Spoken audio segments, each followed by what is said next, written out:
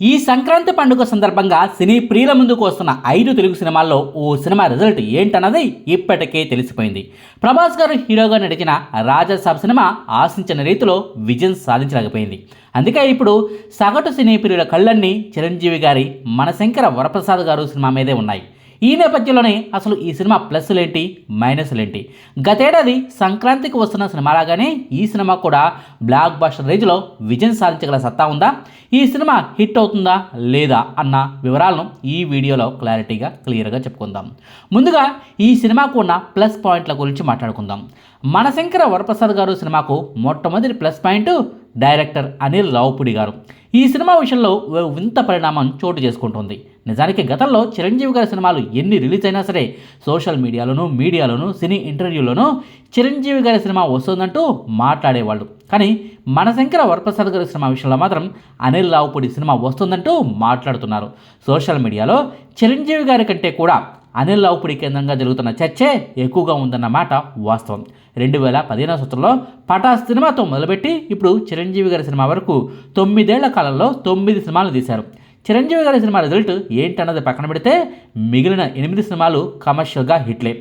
F3 సినిమాకు negative talk వచ్చినా సరే ఫ్యామిలీ డైరెక్టర్ అన్న ఇమేజ్తో ఆ సినిమాకు కూడా కలెక్షన్లు బాగానే వచ్చాయి. కమర్షియల్గా హిట్ అయింది కూడా. అనిల్ రావుపుడితో సినిమాలు తీసిన ఏ ఒక్క నిర్మాతకు కూడా ఇంతవరకు నష్టాలు రాలేదు. ఆయన సినిమాల్లో కొనుక్కున్న డిస్ట్రిబ్యూటర్లు ఎవరూ కూడా ఇంతవరకు నష్టపోలేదు. ఆయనతో సినిమాలను ఒప్పుకున్న ఏ ఒక్క హీరో కూడా ఫ్లాప్ను మూటగట్టుకోలేదు. అందుకే టాలీవుడ్లో అనిల్ రావుపుడి అంటే అదో క్రేజ్. ఫ్యామిలీ ఆడియన్స్లో కూడా అనిల్ రావుపుడి అంటే ఏదో తెలియని బాండింగ్. ఆయన సినిమాలను ఎంతమంది ఇష్టపడుతుంటారో అదే రేంజ్లో వ్యతిరేకించే వర్గం కూడా ఉంది. కంటెంట్ బేస్డ్ సినిమాలను మెచ్చే యూత్ ఆడియన్స్ అంతా కూడా అనిల్ రావుపుడిని తెగ ట్రోల్స్ చేస్తూ ఉంటారు. క్రింజ్ కామెడీ సీన్లతో సినిమాలను తీస్తుంటారంటూ మీమ్స్ పెడుతుంటారు. గట్టిగా ఒక్క ఫ్లాప్ పడితే కానీ ఈ డైరెక్టర్ మారడంటూ అనిల్ రావుపుడికి ఓ గట్టి ఫ్లాప్ పడాలని ఆశిస్తూ ఉన్న వాళ్ళు కూడా ఉన్నారు. ఈసారి దొరికిపోతారా లేక దొరకకుండా మేనేజ్ చేసి మరి అనిల్ రావుపుడి ఈ సంక్రాంతికి కూడా హిట్ కొడతాడా అంటూ ఉత్కంఠగా ఎదురు చూస్తున్న సినీ ప్రియుల సంఖ్య కూడా లెక్కలేదు. ఈ సినిమాకు ఈ రేంజ్లో మార్కెట్ జరుగుతోందన్నా, ప్రమోషన్ దక్కుతోందన్నా, ఫ్యామిలీ ఆడియన్స్ అంతా కూడా ఈ సినిమా కోసం ఉత్కంఠగా ఎదురు చూస్తున్నారన్నా అందుకు అనిల్ రావుపుడి గారు కూడా ఓ కారణమే. So Anil Ravipudi mark comedy కనుక ఈ సినిమాలో ఉంటే ఖచ్చితంగా ఈ మనశంకర వరప్రసాద్ సినిమా కూడా హిట్ అయి తీరుతుంది. ఆయన గతంలో తీసిన సినిమాలతో పోల్చితే ఏం తక్కువ కాకుండా ఉండేలా కనుక ఈ సినిమాను తీసి ఉంటే రిజల్ట్ మాత్రం మోగిపోవటం పక్కా. ఇక మనశంకర వరప్రసాద్ సినిమాకు రెండో ప్లస్ పాయింట్ చిరంజీవి గారి వింటేజ్ స్టైల్. సినీ ఇండస్ట్రీలోకి చిరంజీవి గారు రీ ఎంట్రీ ఇచ్చిన తర్వాత వాల్తేరు వీరయ్య సినిమాలో మాత్రమే కాస్తో కోస్తో వింటేజ్ చిరంజీవి గారు కనిపించారు. ఆ తర్వాత మళ్ళీ ఇప్పుడు అనిల్ రావుపుడి గారు పాత చిరంజీవి గారిని చూపిస్తున్నారు. చిరంజీవి గారి గత సినిమాల్లో ఫ్యాన్స్కు తెగ కనెక్ట్ అయిన స్టెప్పులను, గెటప్లను, ఆయన మార్కు డైలాగ్ డెలివరీని, ఆయన మార్కు సీన్లను అచ్చం యాజ్డి స్టైల్లో ఈ మనశంకర వరప్రసాద్ సినిమాలను రీక్రియేట్ చేశారు. ఆ సీన్లు, ఆ డైలాగ్ మాడ్యులేషన్ అన్నవి ఖచ్చితంగా ఈ సినిమా రిజల్ట్లో ప్రముఖ పాత్ర పోషిస్తాయంటల్లో ఏమాత్రం సందేహం లేదు. నిజానికి చిరంజీవి గారు తన ఇమేజ్ను పక్కన పెట్టి మరీ తీసిన సినిమా ఇది. ఓ ఫ్యామిలీ మ్యాన్లా మారిపోయి భార్య అంటే భయపడుతూ భార్య ప్రేమను పొందేందుకు ప్రయత్నించే సగటు భర్త పాత్రలో ఆయన కనిపిస్తున్న తీరు ప్రేక్షకుల్లో నవ్వులు పూయిస్తుంది. ట్రైలర్లలో కనిపించిన కొన్ని సీన్లకే ఆడియన్స్ తెగ నవ్వుకుంటుంటే సినిమాలో ఏ రేంజ్లో చిరంజీవి గారి పర్ఫార్మెన్స్ ఉంటుందో అని అంచనాలు పెంచుకుంటున్నారు. సో వింటేజ్ చిరంజీవిని పాత సినిమాల్లోని ఆయన హావభావాలను ఈ సినిమాలను వాడుకోవటం అన్నది సినిమా రిజల్ట్పై భారీగా ప్రభావం చూపిస్తబోతున్నాయి. ఈ సీన్లు కనుక కరెక్ట్గా సెట్ అయితే కావాలని తెచ్చిపెట్టుకున్నట్టుగా కాకుండా సిచ్యుయేషన్కు తగ్గట్టుగా సరిగ్గా కుదిరితే ఖచ్చితంగా ఈ సినిమా హిట్ అయి తీరుతుంది. ఇక ఈ మనశంకర వరప్రసాద్ గారు సినిమాకు మూడో ప్లస్ పాయింట్ పాటలు సూపర్ డూపర్ హిట్ అవడం.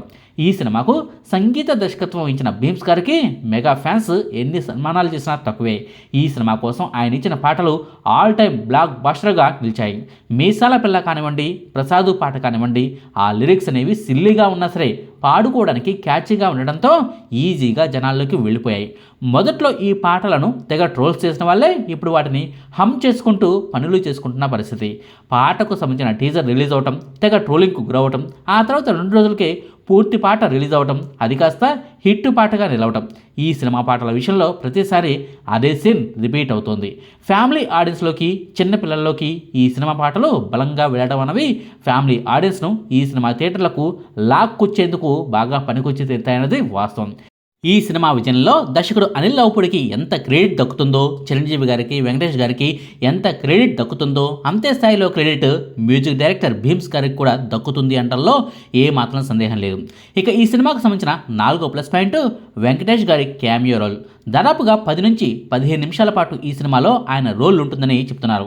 వెంకటేష్, చిరంజీవి గారి కాంబినేషన్లో కొన్ని సీన్లు, వాళ్ళిద్దరి కాంబినేషన్లో ఓ పాట, ఇద్దరి కాంబినేషన్లో ఓ ఫైట్ సీక్వెన్స్ కూడా ఉంటుందని చెప్తున్నారు. ఇద్దరు పెద్ద హీరోలు ఒకే సినిమాలో కలిసి నటించడం అనేది ఖచ్చితంగా క్రేజీ పాయింటే. వాళ్ళిద్దరి కాంబినేషన్ మాత్రమే చూడటానికి వచ్చే ఆడియన్స్ కూడా లేకపోలేదు. వాల్తేరు వీరయ్య సినిమాకు రవితేజ గారి క్యారెక్టర్ బాగా ఉపయోగపడింది. ఓ రకంగా చెప్పుకోవాలంటే చిరంజీవి, రవితేజ గారి కాంబినేషన్ సీన్లు బాగా ఫెయిల్ కాబట్టి Waltair Veerayya cinema blockbuster hit అయింది.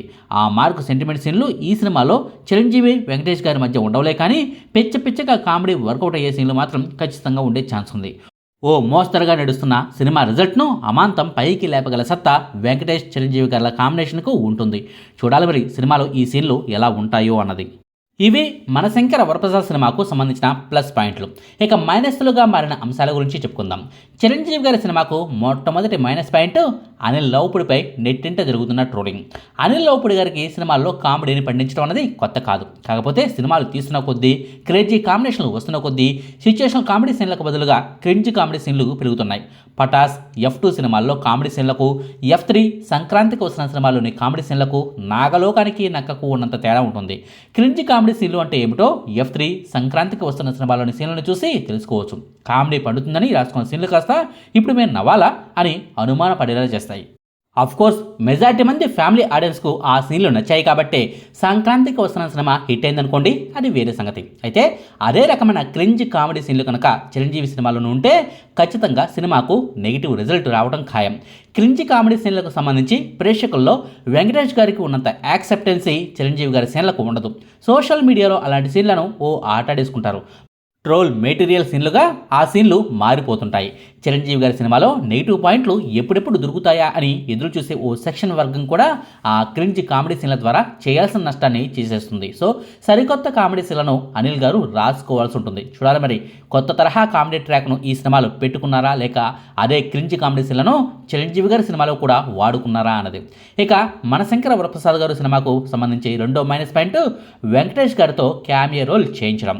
అదేంటి, అదే ప్లస్ పాయింట్ కదా అని అంటారేమో. నిజమే, ప్లస్ పాయింటే, కానీ ఇదే ప్లస్ పాయింట్ నెగిటివ్ పాయింట్గా కూడా మారే ఛాన్సులు లేకపోలేదు. గాడ్ ఫాదర్ సినిమాలో సల్మాన్ ఖాన్ గారితో క్యామియో రోల్ చేయించారు. సత్యదేవ్ వంటి యంగ్ హీరోతో విలన్ రోల్ చేయించారు. రిజల్ట్ ఏమైంది? ఆచార్య సినిమాలో ఆయన కొడుకు రామ్ చరణ్తో ప్రధాన పాత్రను చేయించారు. తండ్రి కొడుకుల కాంబినేషన్లో కొన్ని సీన్లు, వాళ్ళిద్దరి కాంబినేషన్లో ఓ పాట, వాళ్ళిద్దరి కాంబినేషన్లో ఓ ఫైట్ అన్నట్టుగా కావాలని కొన్ని కాంబినేషన్ సీన్లను రాయించుకున్నారు.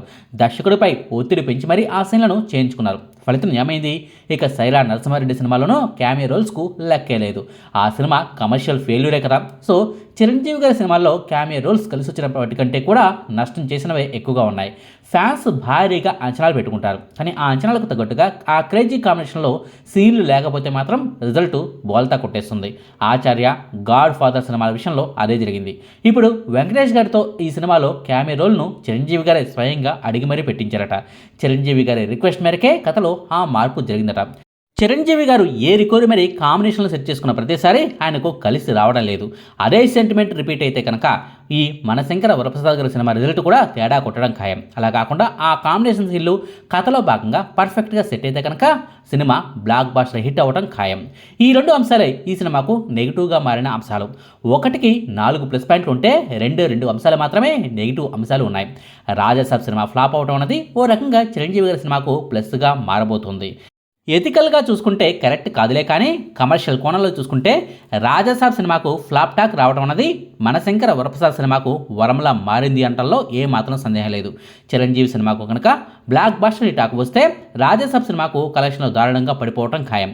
ఒకవేళ చిరంజీవి గారి సినిమాకు యావరేజ్ టాకే వస్తే కనుక రాజాసాబ్ సినిమాకు కలెక్షన్లు స్టడీగా ఉంటాయి, కాస్త చెప్పుకోదగ్గ రీతిలోనే వస్తుంటాయి. చూడాలి మరి మెగాస్టార్ సినిమా ఫలితం ఎలా ఉండబోతోందో అన్నది. ఇదండి చిరంజీవి గారి సినిమా హిట్ అవుతుందా లేదా, ప్లస్ పాయింట్లు ఏంటి, మైనస్ పాయింట్లు ఏంటి అన్న దానికి సంబంధించిన వివరాలు. మీకు ఈ వీడియో నచ్చితే లైక్ చేయండి, షేర్ చేయండి. మరిన్ని ఆసక్తికరమైన వీడియోల కోసం మా కొత్త ముచ్చట ఛానల్ను సబ్స్క్రైబ్ చేయడం మాత్రం మర్చిపోకండి. Thank you.